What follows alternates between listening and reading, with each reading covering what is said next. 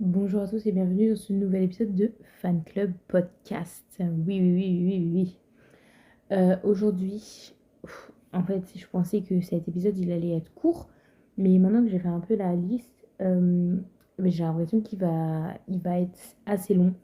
Mais en même temps, je sais pas. Je me dis que pas sûr en fait. En vrai, si, il va être long, mais peut-être que je vais un peu passer genre rapidement sur certains sujets. Du coup, genre un peu news flash des derniers genre championnats qui se sont déroulés. La première nouvelle, c'est que malheureusement, nous avons perdu au championnat du monde de volley jeudi contre l'Argentine et encore au cinquième set. C'était un peu violent et j'avoue que je m'y attendais pas parce que moi j'étais vraiment persuadée que ils allaient réussir à gagner et faire face à cette étape. Je pense que le gros problème, le problème majeur qu'il y a eu, c'est que, bah, effectivement, je pense qu'ils n'avaient pas le mental. Euh, et j'ai l'impression que, et contre la Finlande et contre l'Argentine, euh, ils, ils avaient des petits boosts d'espoir et de résilience et de mental, de force mentale, euh, qui leur permettait de revenir lorsqu'ils se faisaient mener. Mais au final, il y avait toujours un problème sur bah, euh, les derniers points.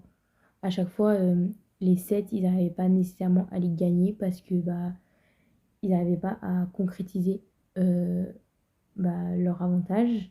Et, et malheureusement, à chaque fois, au cinquième set, à un temps fort énorme, puisque c'était tout un des balles de match, ils n'arrivaient pas à remonter et faire en sorte que ça concrétise et que ouais, que ça convertisse finalement leurs efforts en victoire. Donc je pense qu'il y avait un manque de mental. Peut-être aussi que c'est lié au croisement de génération, parce que du coup on a un peu la génération qui est double championne olympique et la nouvelle génération qui est soit seulement une fois championne olympique, soit juste nouvelle de cette année. Peut-être qu'il y a un peu un croisement qui fait que les vieux sont un peu vieux et sont dans une phase descendante de leur forme et de leur performance dans leur carrière, alors que les jeunes, ils sont pas encore au top. Et du coup, ça fait que voilà, il y a des petits, il y a aussi des petits trous. C'est dommage en vrai, parce que ça aurait été bien qu'on aille loin, parce que en plus, c'est le seul championnat qu'on n'a jamais gagné. Donc, ça aurait été cool, mais bon, ce n'est que partie remise et j'espère qu'on sera apte à un jour le gagner. Après, c'est vrai que maintenant, je pense que c'est le dernier de cette génération dorée du volley. Donc il faudra probablement attendre encore quelques années pour pouvoir retenter et re-espérer de faire quelque chose pendant ces championnats du monde. La deuxième déception qui est venue quelques jours plus tard, c'est la Coupe du monde de rugby qui a pris fin pour les Françaises, qui se sont fait éliminer en demi-finale, il me semble. Ou bien c'était en quart de finale. Attendez. Mais en tout cas, c'était contre l'Angleterre et c'était un match qui n'était pas joli à voir, puisque ils ont fait laminer quand même, on va pas se mentir. Euh, Ma page charge, c'est excellent. Mais non, mais pas du tout, mais pas du tout, c'est pas ça que je veux. C'est pas ça que je veux. Ah, j'ai essayé de convertir en Théodora et ça n'a pas marché. Oui, donc c'était bien comme je l'ai dit en demi-finale contre l'Angleterre. C'était un coup dur en vrai. Euh, j'ai pas vu le match parce que j'étais en sieste. Voilà, je l'admets, je l'avoue, j'étais en sieste. Après, elles ont une chance peut-être de se rattraper en affrontant. Alors, je ne sais pas du coup qui a gagné de cette demi-finale, euh, mais elles vont pouvoir accéder au match pour la troisième place Et du coup, bah, ouais, c'est la Nouvelle-Zélande. Donc peut-être qu'elles vont pouvoir bah, tenter d'avoir la troisième place. Donc ce sera la semaine prochaine, samedi prochain. J'espère que bah, peut-être on pourra se contenter de ça. C'est tout le temps mieux d'être troisième que d'être deuxième dans ce type de tournoi parce que deuxième, tu finis par une défaite alors que troisième, tu finis par une petite victoire. Donc voilà, ce sera samedi prochain à 13h30. Et la finale, du coup, ça sera le Canada contre l'Angleterre et ça sera diffusé juste après à 17h. Donc voilà, c'était les petites infos. Et les autres championnats du monde qui se sont terminés ce week-end, ou enfin, en tout cas pour nous, parce que voilà. Mais il y avait les championnats du monde d'athlétisme. Bah, le bilan pour la France est bah, toujours pas bah, ce que l'on attendait, malheureusement. Euh, on a quand même eu 2 médailles pour Jimmy Gressier qui a eu bah, une troisième place aux 5000 mètres, je crois. Trop bien, trop contente. Ça fait quand même 2 médailles. Euh, je trouve que quand même le bilan il est pas top top. Étant donné que bah, cette génération d'athlètes, enfin l'athlétisme on avait placé beaucoup de moyens, ou en tout cas on avait dit qu'on avait placé beaucoup de moyens pour faire naître une génération pour les JO 2024. Et l'analyse pendant ces JO, c'était un peu que bah, cette génération arrivait, mais elle n'avait pas, enfin, elle n'était pas prête à temps.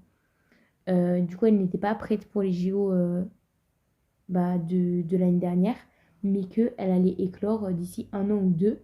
Malheureusement, bah, force est de constater que ce n'est pas le cas, puisque 1 an après, bah, il n'y a toujours pas plus de résultats. On a juste une médaille de plus par rapport au JO, donc c'est quand même pas terrible, terrible. Espérons que bah, ça soit encore un travail de longue haleine et que ça va commencer à persister. Personnellement, j'y crois. Après, c'est vrai que je perçois aussi qu'on place beaucoup d'espoir sur des disciplines qui sont assez bouchées. Après, on ne sait jamais ce qui peut se passer. Mais par exemple, j'ai perdu son nom, mais Collet, le perchiste, je, moi, je le trouve assez fort et il est très bien. Mais je pense que bah, on peut pas espérer de sa part une médaille. Peut-être que ça se fait pas ce que je suis en train de dire. Mais, et peut-être que je vais m'en manger droit quand dans 2 ans il va avoir une médaille. Mais en fait, cette discipline, elle est bouchée malheureusement. Et il y a des écarts de niveau qui sont énormes quand on voit que bah, le recordman il est à 6,30 m et que ses concurrents ils bloquaient à même pas à 6 mètres, à 5,90 m.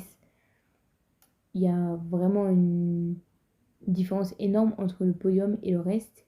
Donc je pense que genre c'est quand même bah, un peu surréaliste euh, de placer la barre si haut. Mais bon, après, bah, on ne sait jamais. Là où je pense qu'on peut espérer, c'est peut-être bah, sur la course, où c'est un peu moins bouché, quoique quand même, puisqu'il y a quand même pas mal bah, de coureurs qui monopolisent certaines disciplines. Franchement, je sais pas trop. Peut-être en lancer. En lancer, ça pourrait être bien. Après, je sais pas si on a vraiment une génération après au lancer. On a eu quelques bah, femmes, notamment très fortes. Bah, Mélina Robert Michon, qui est excellente. Notre porte-drapeau, quand même, on ne l'oublie pas. Euh, mais je sais pas. Franchement, j'ai un peu du mal à me dire que cette génération, enfin, qu'il peut y avoir quelque chose de bien qui se passe en athlétisme. Enfin, vraiment une surprise générationnelle dans le sens où on aurait vraiment genre 2 ou 3 athlètes très performants. Je me dis que là où ça peut arriver, c'est peut-être à l'heptathlon où on a vraiment, je sais plus comment elle s'appelle, mais cette fille, je l'adore, elle est tellement, elle respire le bonheur. On a peut-être en, en saut aussi, je me dis, bah moi je suis une fervente supportrice de Louise Maraval parce que bah, elle vient de pas très loin de chez moi, elle vient du Nord Vendée il me semble. En tout cas, elle était au lycée dans le Nord-Vendée, donc voilà. Enfin, dans le Nord-Est Vendée. Euh, mais, euh, mais du coup, ouais, j'ai beaucoup d'espoir en ça. On verra bien. Mais c'est vrai que, je sais pas. Pour l'instant, je vois pas. Après, c'est aussi les trois sports dont je parle, c'est vraiment des sports que je me connais pas techniquement. Et c'est vrai que c'est peut-être un peu culotté de ma part de émettre un avis, alors que bah, je n'ai pas suffisamment de connaissances techniques. Et bref, ça c'était un peu les petites infos. En vrai, non, je vais continuer à discuter des petites infos sport comme ça. Il y a un autre sport dont j'aimerais parler, c'est la F1. Ce dimanche, il y avait la course, le Grand Prix de Bakou en Azerbaïdjan. Et il s'est passé plusieurs choses dont j'étais un peu étonnée. C'est que la première chose, Oscar Piastri, le leader au championnat du monde, a eu un. Bah, s'est craché, est allé dans le mur pendant les qualifications et s'est donc classé en 9e position au départ.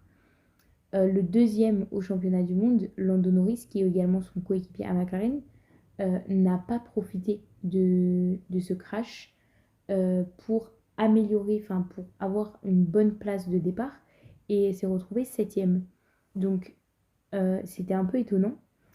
La grosse surprise, c'est bien sûr que bah, Carlos Sainz, il aurait pu être premier, mais bon, finalement il a été deuxième, mais il aurait pu être premier.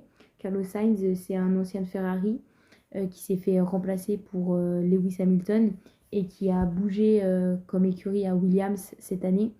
Il avait dit que bah, c'était dur de prendre ses marques, que surtout c'est une écurie qui a du potentiel, mais qui est encore en train de développer son potentiel. C'est une écurie de milieu, voire bas de tableau de base. Cette année, ils ont fait vraiment beaucoup de progrès et c'est notamment aussi grâce au coéquipier de Carlos, Alex Albon, que bah, quand même les rouages se vont de mieux en mieux. Mais Carlos Sainz avait bien dit en interview au mois de mars qu'il ne fallait pas espérer un podium de sa part. Et là, c'est vrai qu'en qualification, on a été très surpris de voir qu'il était deuxième et qu'il avait failli même être premier avant que Max Verstappen se place devant en première position des qualifications. Et du coup, bah, la course était d'autant plus étonnante que ça a commencé très fort avec un faux départ et un calage au départ en fait de Oscar Piastri, donc comme j'ai dit le leader du championnat. Et puis finalement au cinquième virage, il est re-rentré dans le mur, donc il a abandonné la course dès le premier tour. Euh, et là, bah, on s'est dit, ok, bah, Lando Norris, le deuxième au championnat, va vraiment en profiter. Et là, c'est son moyen, enfin, c'est son moment.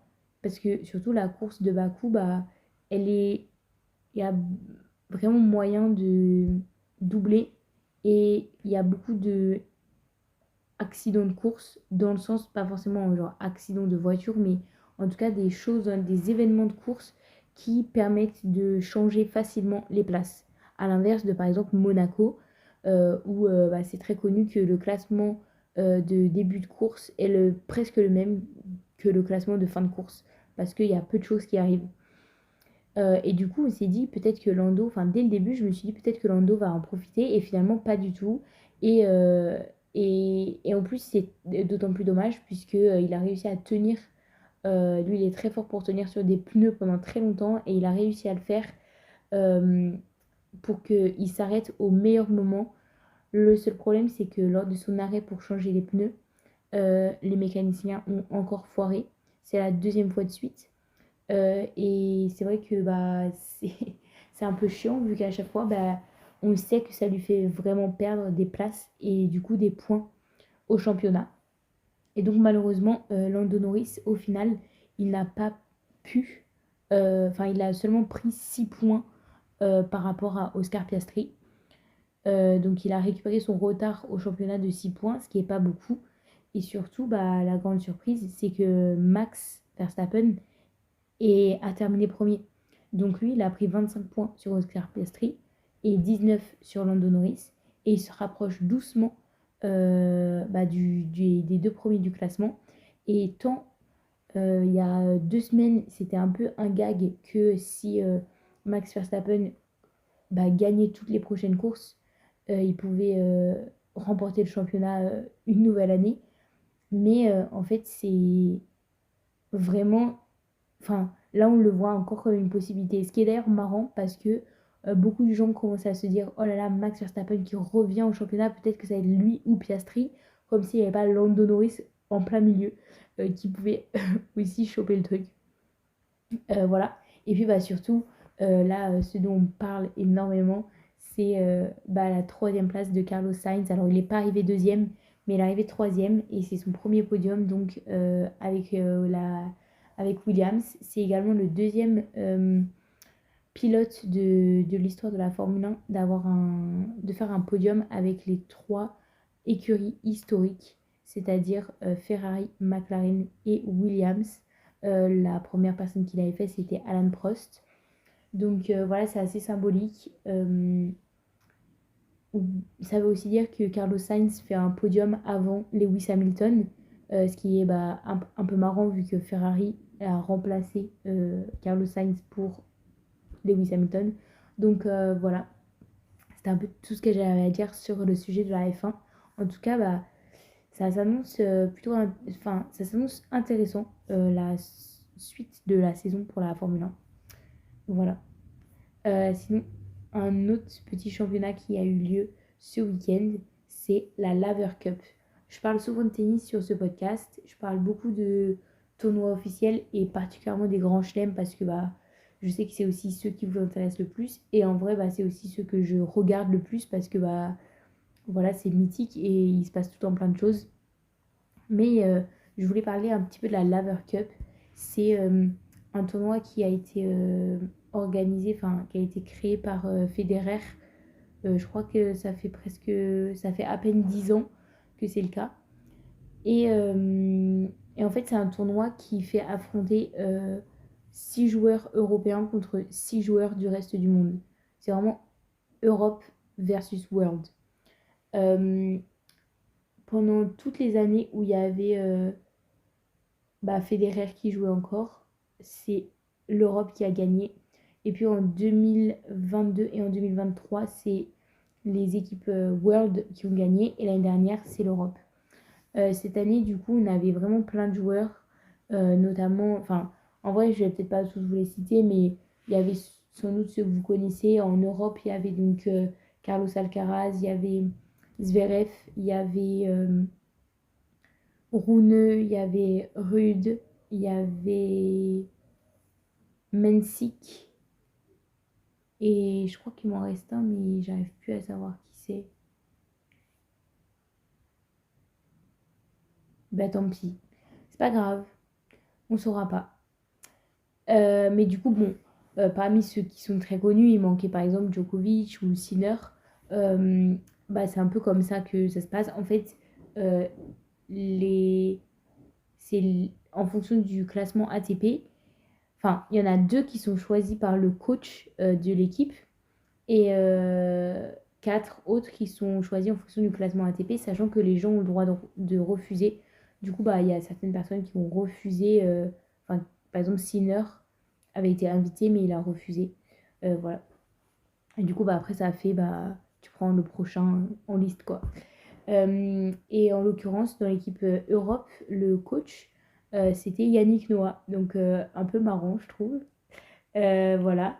Et côté monde, il y avait par exemple Taylor Fritz, il y avait Serundolo, il y avait Deminor, l'Australien, euh, il y avait...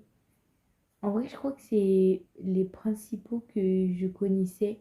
J'avoue qu'il y en avait beaucoup que je connaissais pas trop. Il y avait Michelson, que vraiment j'avais jamais entendu parler de lui, je crois. Euh, voilà. En vrai, peut-être que j'oublie quelqu'un, mais je sais plus trop qui c'est. En tout cas, ça a été un tournoi qui... Enfin, le tournoi, juste comment il se déroule, c'est un peu bizarre.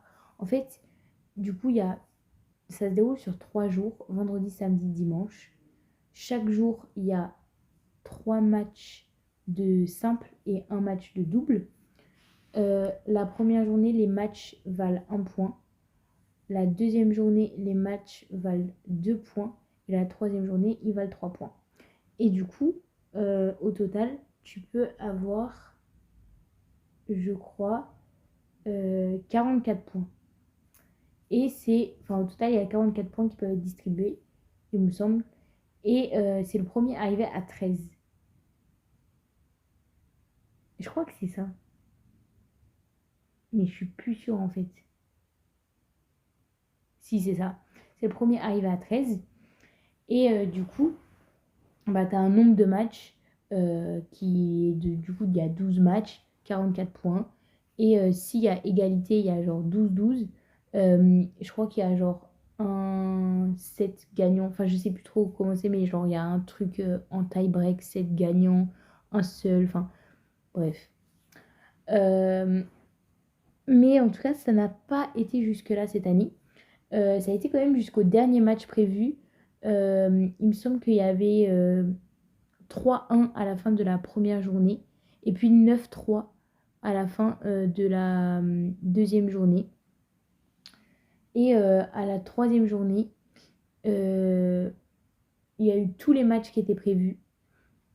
Et ça a été donc jusqu'à 12-9 jusqu'au dernier match qui était Fritz contre Zverev.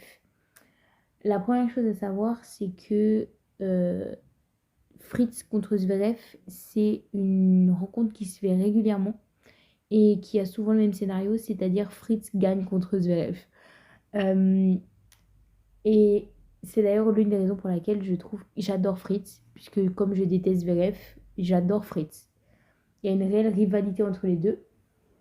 Et, euh, et du coup, bah, moi, j'étais un peu divisée, puisque bah, je suis européenne, donc j'aimerais que l'Europe gagne. Mais bon, Fritz contre Zverev, je suis pour Fritz 1000 fois.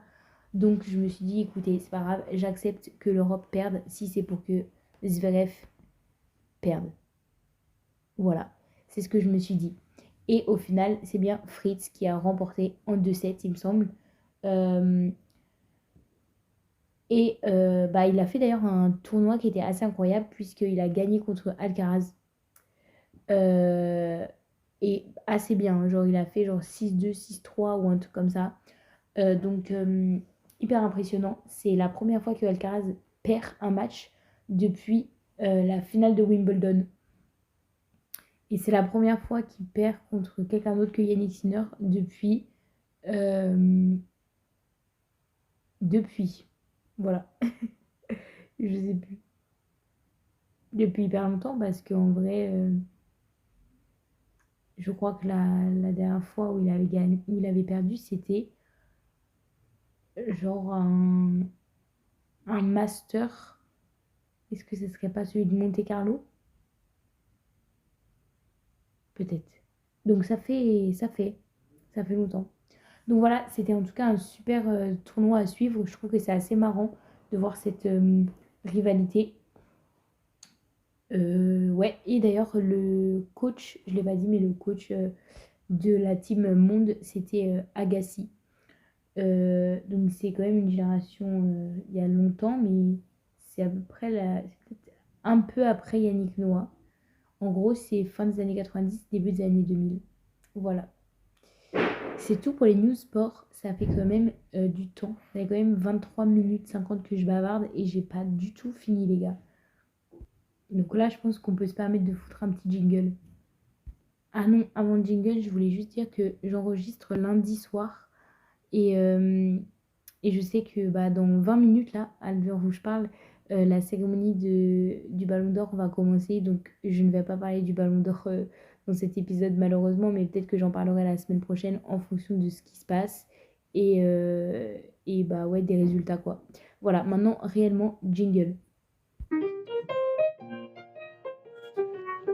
Whoa, oh, oh, da-da-dum, bidi-bow.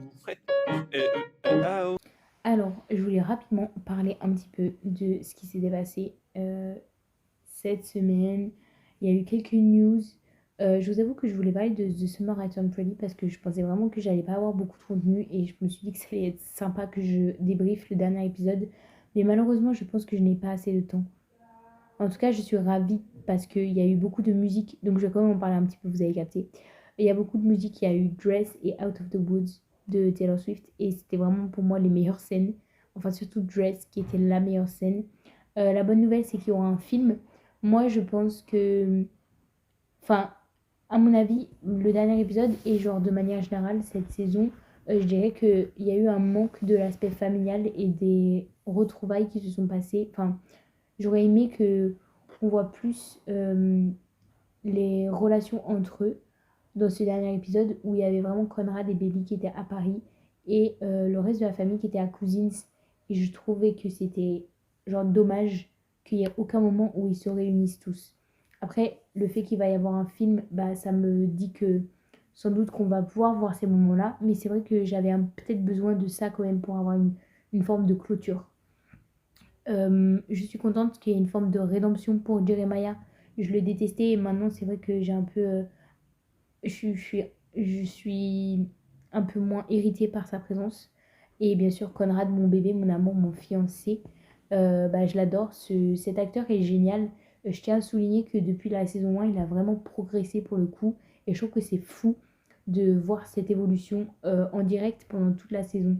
Vraiment, il a fait un jeu de malade, je trouve, dans la saison 3. Et vraiment aussi, et beaucoup dans le dernier épisode, mais de manière générale dans la saison 3 en fait. Voilà, je voulais juste en parler rapidement. Également, une autre nouvelle, un peu film-série, c'est que il y a eu une annonce de la sortie de Camp Rock 3, ce qui est en train de altérer la petite fille que je suis, puisque bah, moi je suis une meuf de Disney Channel, je suis une meuf qui a regardé High School Musical, qui a regardé Camp Rock, qui a regardé la vie de croisière de Zack et Cody, qui regardait Phénomène Raven, et là d'un coup, on m'annonce que ça revient.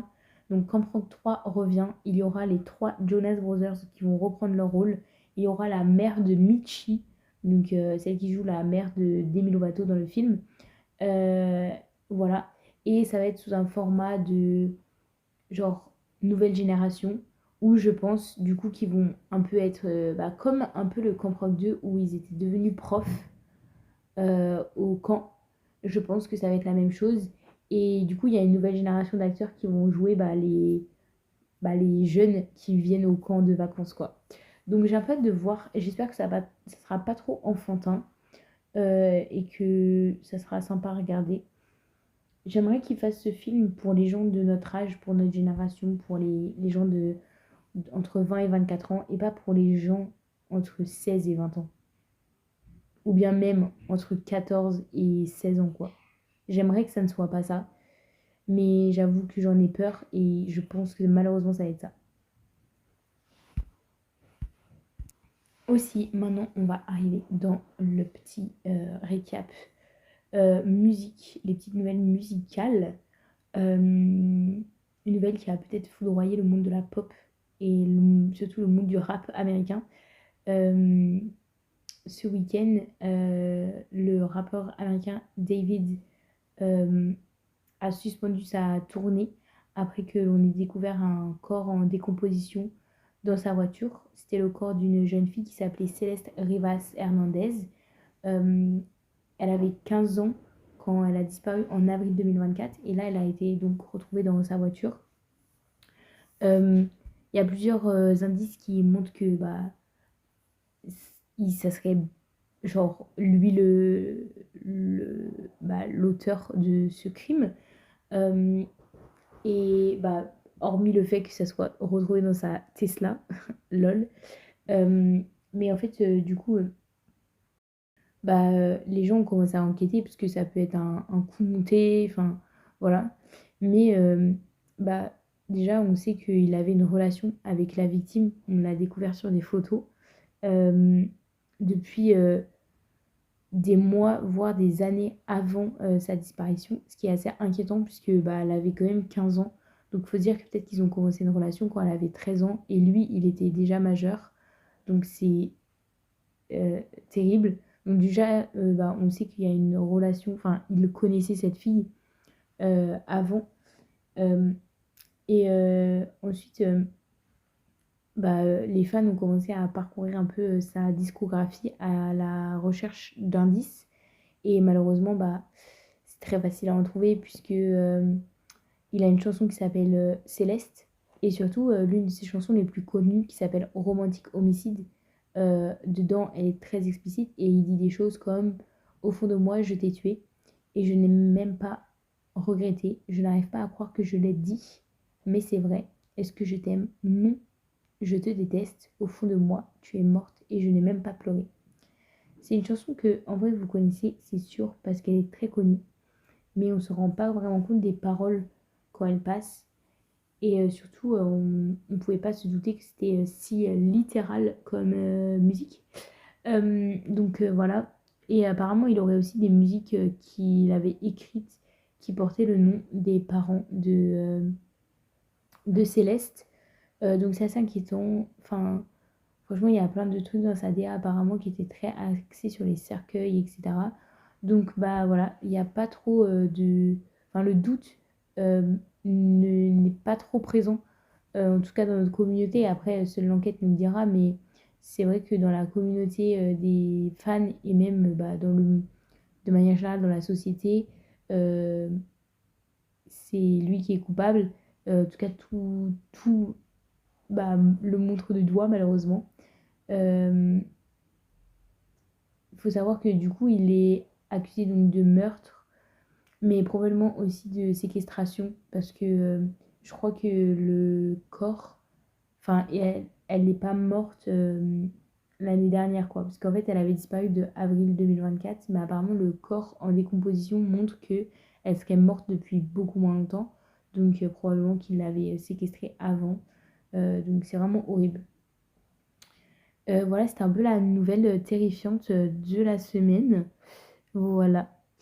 Sinon, pour aller sur une autre petite touche un peu plus sympathique, et je vais essayer de faire une transition qui n'est pas terrible, mais, euh, mais Louis Tomlinson a posté un TikTok ce week-end de lui qui est en train de chanter en studio. Enfin, c'est une vidéo de lui en studio, mais le son c'est pas vraiment lui. Genre, on sait que c'est pas le son de la vidéo, c'est un autre son où en fait c'est un peu des vocalises, c'est des vocals en tout cas d'une musique euh, qu'on pourrait croire au vu de la légende de la vidéo, bah, qui est un extrait de une de ses prochaines chansons parce qu'on sait qu'il bosse sur son album depuis le début de l'année. Et il a dit, en gros, la légende, c'est 9 mai 2025, virgule Costa Rica. Donc, c'est un peu en mode time capsule, voilà, une vidéo du 9 mai. Et comme j'ai dit, bah, l'audio est quand même assez spécifique, puisque comme bah, toute la communauté des fans des One Direction, il faut savoir que nous avons été éduqués pour pouvoir reconnaître qui chantait et pouvoir discerner les voix.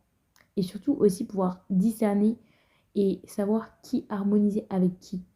C'est-à-dire que non seulement on peut spot une voix, enfin l'une des 5 voix quand elle chante, mais on peut aussi spot 2 voix qui harmonisent ensemble. Et là, en l'occurrence, il n'y a pas de doute que dans le son, il y avait Louis et Zayn qui harmonisaient. Maintenant, ça, pour moi, c'est sûr, et de toute façon, de manière générale, c'est je pense, au vu des derniers épisodes, si vous avez suivi, on les a vus ensemble pour la première fois. Je pense que c'est probable que ça fait assez longtemps qu'ils se sont revus. Euh, ou en tout cas, ça peut aussi être une vidéo qui n'est pas du tout en rapport avec cette musique, mais qui poste cet extrait d'une musique qu'ils ont enregistrée il n'y a pas très longtemps. Ça ne veut pas dire, si c'est marqué 9 mai 2025, ça ne veut pas dire que le son a été fait le 9 mai 2025. Donc voilà, il y a cette première hypothèse où on est quasi sûr qu'il y a Zayn. Et puis l'autre hypothèse, c'est que bah, peut-être qu'il y aurait d'autres gens des One Direction dans cette vocalise. Certains distinguent Harry et certains distinguent Liam.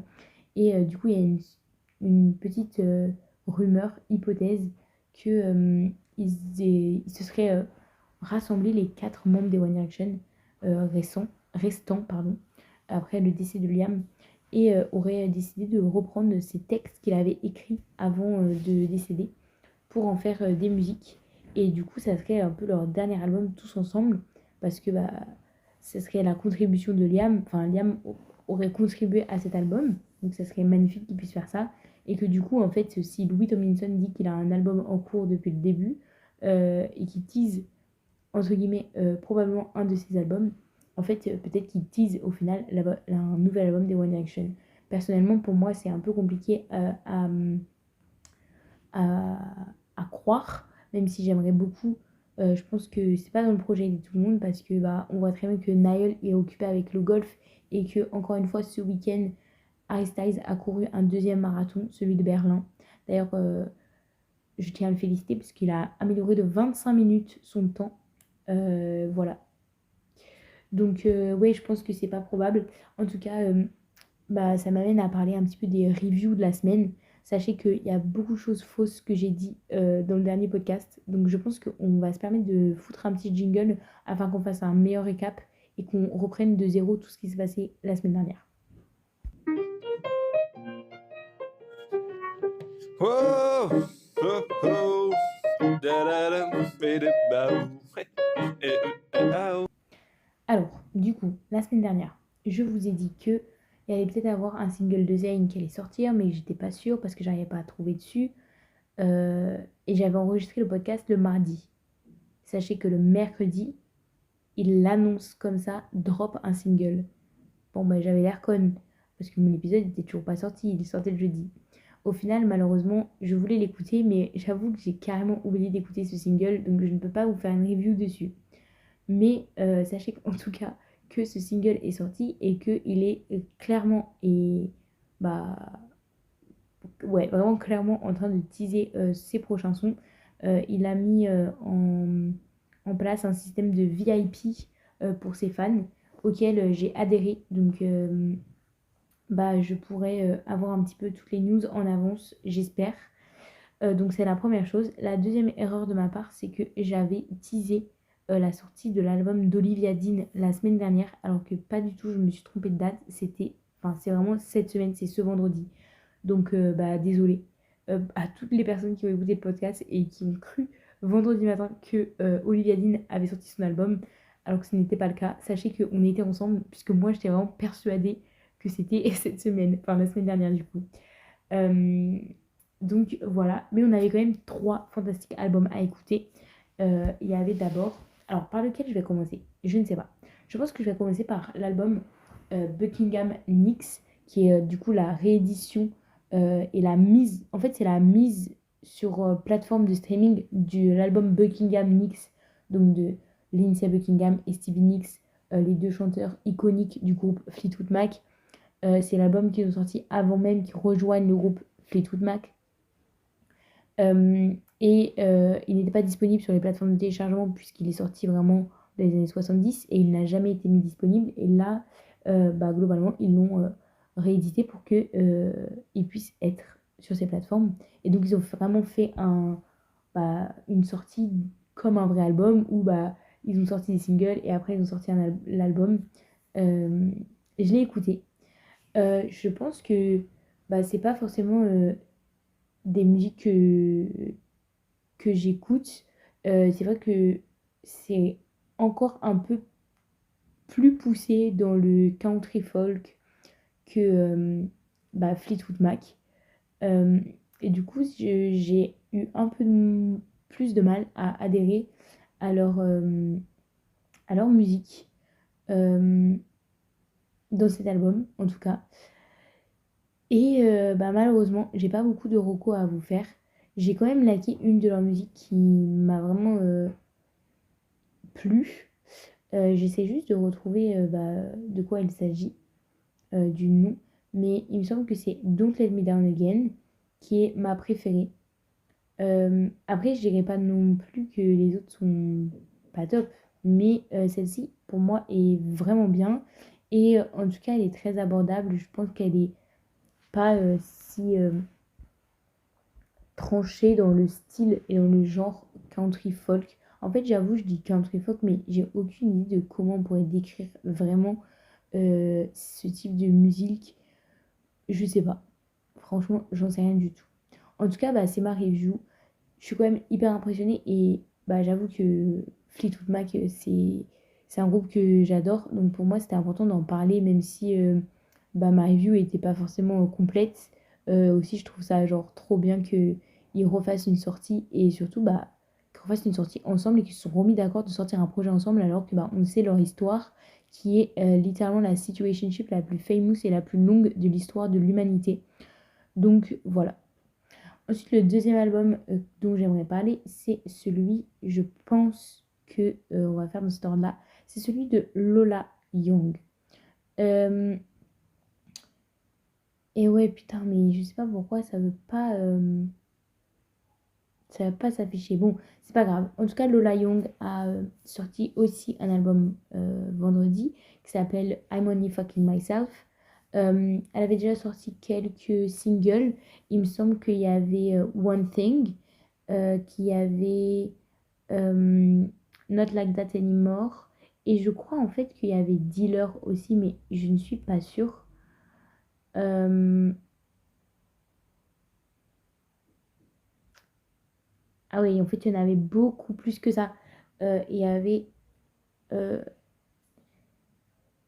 Et ouais, je suis perdue. Ouais, il y avait One Thing, Not Like That Anymore, Dealer, Spiders, I'm Only Fucking Myself.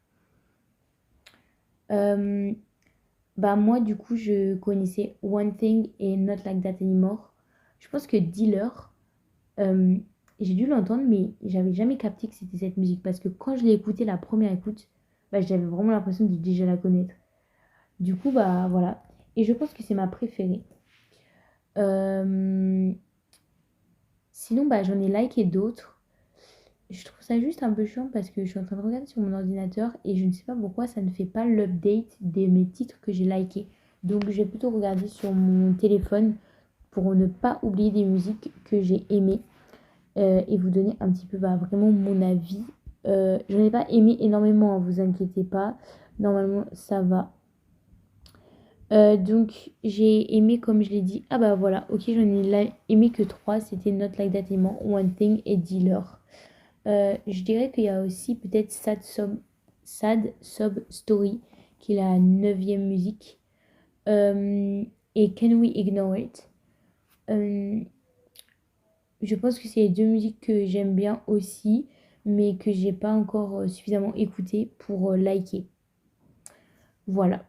Et sinon, passons à pour moi le meilleur album des trois, enfin en tout cas celui que j'ai le plus apprécié. C'est l'album de The Favours. Donc encore une fois pour vous redire, c'est le groupe de Phineas, le frère de Billie Eilish, et Ash.